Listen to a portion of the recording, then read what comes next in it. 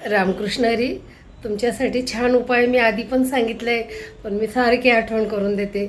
सकाळ संध्याकाळ मातीच्या पंतीमध्ये, जर सकाळी नाही जमलं तर संध्याकाळी तरी आवर्जून मातीच्या पंतीमध्ये एक तुपाचा दिवा लावायचा. मग तो भले 10 मिनटं चालू दे, आणि दिवा लावल्यानंतर त्याच्यासमोर, दिव्यासमोर, म्हणजे दिवा मंदिरात लावणार, दिव्यासमोर तुम्हाला जो मंत्र आवडतो तो मंत्र बोला. तुमच्या कुलस्वामिनीचा मंत्र बोला, कुलदेवतेचा मंत्र बोला, नाहीतर श्री स्वामी समर्थ जय जय, स्वामी समर्थ, श्री स्वामी समर्थ जय जय, स्वामी समर्थ, हा मंत्र बोला. तुम्हाला जो मंत्र आवडतो तो बोला. देव एकच आहे, फिरून भगवंत एकच आहे.